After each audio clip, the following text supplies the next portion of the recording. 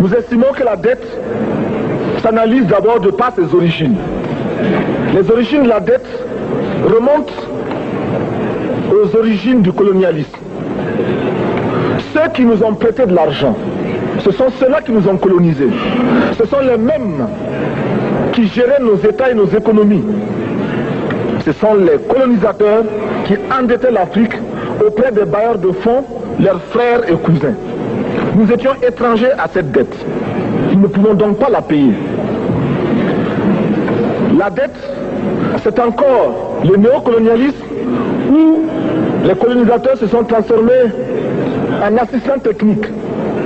En fait, nous devrions dire qu'ils se sont transformés en assassins techniques.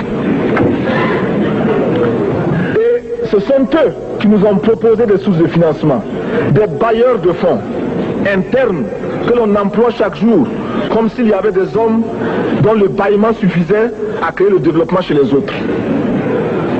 Ces bailleurs de fonds nous ont été conseillés, recommandés. On nous a présenté des montages financiers alléchants, des dossiers. Nous sommes endettés pour 50 ans, 60 ans, même plus. C'est-à-dire que l'on nous a amenés à compromettre nos peuples pendant 50 ans et plus. Mais la dette, c'est sa forme actuelle. Contrôlée, dominée par l'impérialisme. Une reconquête savamment organisée pour que l'Afrique, sa croissance, son développement obéissent à des paliers, à des normes qui nous sont totalement étrangères, faisant en sorte que chacun de nous devienne l'esclave financier, c'est-à-dire l'esclave tout court, de ceux qui ont eu l'opportunité, la ruse, la fourberie de placer les fonds chez nous avec l'obligation de rembourser. On nous dit de rembourser la dette.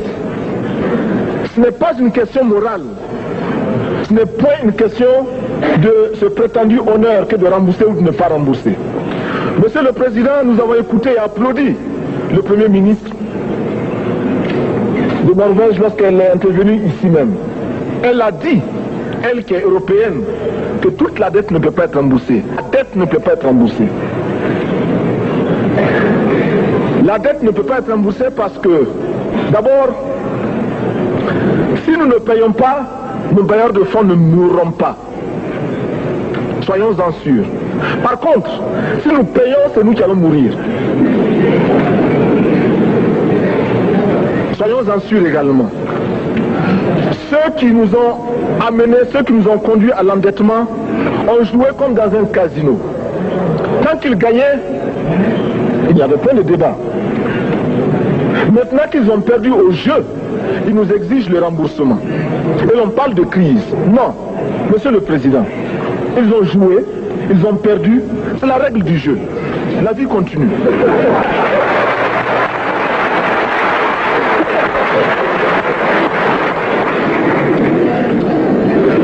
Nous ne pouvons pas rembourser la dette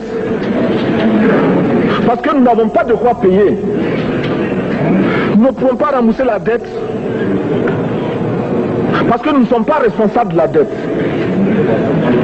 Nous ne pouvons pas payer la dette parce qu'au contraire les autres nous doivent ce que les plus grandes richesses ne pourront jamais payer, c'est-à-dire la dette de sang. C'est notre sang qui a été versé. On parle du plan Marshall qui a refait l'Europe économique. Mais on ne parle jamais du plan africain qui a permis à l'Europe de faire face aux hordes hitlériennes lorsque leur économie était menacée, leur stabilité était menacée. Qui a sauvé l'Europe? C'est l'Afrique. On en parle très peu. On en parle si peu que nous ne pouvons pas, nous, être complices de ce silence ingrat.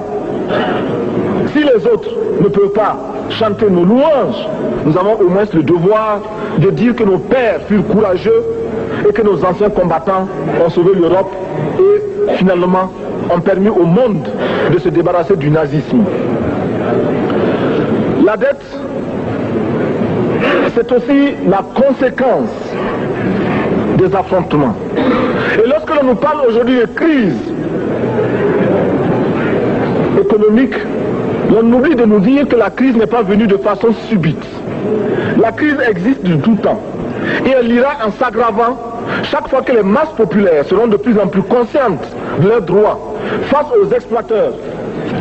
Il y a crise aujourd'hui parce que les masses refusent que les richesses soient concentrées entre les mains de quelques individus. Il y a crise parce que quelques individus déposent dans des banques à l'étranger des sommes colossales qui suffiraient à développer l'Afrique. Il y a crise parce que face à ces richesses individuelles que l'on peut nommer, les masses populaires refusent de vivre dans les ghettos, dans les bas quartiers. Il y a crise parce que les peuples partout refusent d'être dans Soweto face à Johannesburg. Il y a donc lutte, et l'exacerbation de cette lutte amène les tenants du pouvoir financier à s'inquiéter. On nous demande aujourd'hui d'être complices de la recherche d'un équilibre. Équilibre en faveur des tenants du pouvoir financier, équilibre au détriment de nos masses populaires. Non, nous ne pouvons pas être complices. Non, nous ne pouvons pas accompagner ceux qui sucent le sang de nos peuples et qui vivent la sueur de nos peuples. Nous ne pouvons pas les accompagner dans leur démarche assassine. Monsieur le Président, nous entendons parler de clubs. Club de Rome, club de Paris, club de partout. Nous entendons parler du groupe des 5, du groupe des 7, du groupe des 10, peut-être du groupe des 100, et que sais-je encore. Il est normal que nous créions notre club et notre groupe. Faisons en sorte que dès aujourd'hui, Addis Abeba devienne également le siège, le centre d'où partira le souffle nouveau, le club d'Addis Abeba. Nous avons le devoir aujourd'hui de créer le front uni d'Addis Abeba contre cette façon que nous pourrons dire aux autres. En refusant de payer la dette, nous ne venons pas dans une démarche belliqueuse. Au contraire, c'est dans une démarche fraternelle pour dire ce qui est. Du reste, les masses populaires en Europe ne sont pas opposées aux masses populaires en Afrique. Mais ceux qui veulent exploiter l'Afrique, ce sont les mêmes qui exploitent l'Europe. Nous avons un ennemi commun. Donc, notre club, parti d'Addis Abeba, devra également dire aux uns et aux autres que la dette ne saurait être payée. Et quand nous disons que la dette ne saurait être payée, ce n'est point que nous sommes contre la morale, la dignité, le respect de la parole. Parce que nous estimons que nous n'avons pas la même morale que les autres. Entre le riche et le pauvre, il n'y a pas la même morale. La Bible, le Coran, ne peut pas servir de la même manière celui qui exploite le peuple et celui qui est exploité. Il faudrait alors qu'il y ait 2 éditions de la Bible et 2 éditions du Coran. Nous ne pouvons pas accepter qu'on nous parle de dignité. Nous ne pouvons pas accepter que l'on nous parle de mérite de ceux qui payent et de perte de confiance vis-à-vis de ceux qui ne paieraient pas. Nous devons au contraire dire que c'est normal aujourd'hui. Nous devons au contraire reconnaître que les plus grands voleurs sont les plus riches. Un pauvre, quand il vole, ne commet qu'un larcin ou une peccadille, tout juste pour survivre par nécessité. Les riches, ce sont eux qui volent le fisc, les douanes et qui exploitent le peuple. Monsieur le Président, ma proposition ne vise pas simplement à provoquer ou à faire du spectacle. Je voudrais dire ce que chacun de nous pense et souhaite. Qui ici ne souhaite pas que la dette soit purement simplement effacée? Celui qui ne le souhaite pas, il peut sortir, prendre son avion et aller tout de suite à la Banque mondiale, payer. Tous nous souhaitons.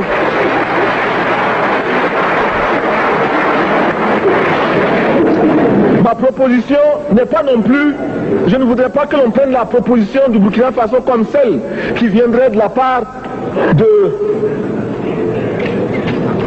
jeunes sans maturité, sans expérience. Je ne voudrais pas non plus que l'on pense qu'il n'y a que les révolutionnaires à parler de cette façon. Je voudrais que l'on admette que c'est simplement l'objectivité et l'obligation. Et je peux citer, dans les exemples de ceux qui ont dit de ne pas payer la dette, des révolutionnaires, comme des non-révolutionnaires, des jeunes comme des vieux. Je citerai par exemple, Fidel Castro a déjà dit de ne pas payer. Il n'a pas mon âge, même s'il est révolutionnaire. Mais je pourrais citer également François Mitterrand, qui a dit que les pays africains ne peuvent pas payer, les pays pauvres ne peuvent pas. Je pourrais citer Madame le Premier ministre. Je ne connais pas son âge et je m'en voudrais de le lui demander. Mais c'est un exemple. Je voudrais citer également le président Félix Houphouët-Boigny. Il n'a pas mon âge. Cependant, il a déclaré officiellement, publiquement, qu'au moins pour ce qui concerne son pays, la Côte d'Ivoire ne peut pas payer. Or, la Côte d'Ivoire est classée parmi les pays les plus aisés d'Afrique, au moins d'Afrique francophone. C'est pourquoi d'ailleurs il est normal qu'elle paye plus en contribution ici. Mais, Monsieur le Président, c'est donc pas de la provocation. Je voudrais que très sagement, vous nous offriez des solutions.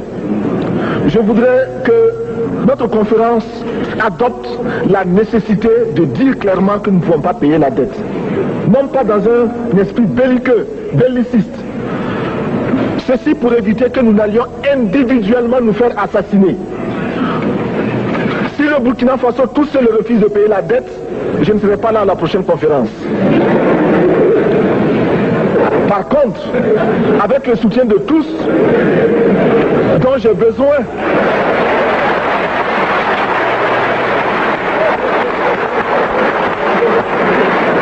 avec le soutien de tous, nous pourrons éviter de payer. Et en évitant de payer, nous pourrons à notre développement. Et je voudrais terminer en disant, chaque fois qu'un pays africain achète une arme, c'est contre un Africain. Ce n'est pas contre un Européen. Ce n'est pas contre un Asiatique. C'est contre un Africain. Par conséquent, nous devons également, dans la lancée de la résolution de la question de la dette, trouver une solution au problème de l'armement. Je suis militaire et je porte une arme. Mais Monsieur le Président, je voudrais que nous nous désarmions. Parce que moi, je porte l'unique arme que je possède et d'autres ont camouflé les armes qu'ils ont.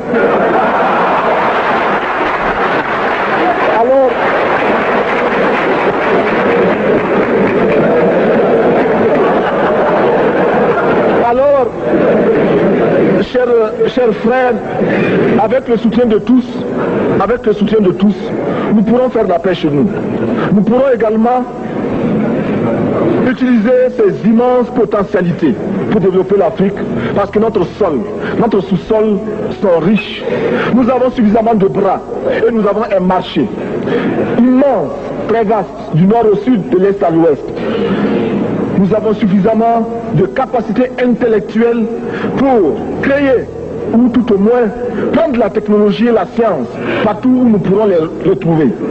Monsieur le Président, faisons en sorte que nous mettions au point ce front uni d'Addis Abeba contre la dette. Faisons en sorte que ce soit à partir d'Addis Abeba que nous décidions de limiter la course aux armements entre pays faibles et pauvres. Les gourdins et les coutelas que nous achetons sont inutiles. Faisons en sorte également que le marché africain soit le marché des Africains. Produire en Afrique, transformer en Afrique et consommer en Afrique. Produisons ce dont nous avons besoin et consommons ce que nous produisons au lieu d'importer. Le Burkina Faso est venu vous exposer ici la cotonnade produite au Burkina Faso, tissée au Burkina Faso, cousue au Burkina Faso pour habiller les Burkinabés. Ma délégation et moi-même, nous sommes habillés par nos tisserands, nos paysans. Il n'y a pas un seul fil qui vienne de l'Europe ou de l'Amérique. Je ne fais pas un défilé de mode, mais je voudrais simplement dire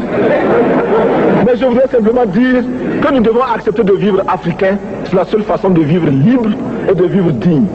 Je vous remercie, Monsieur le Président. La patrie ou la mort, nous vaincrons.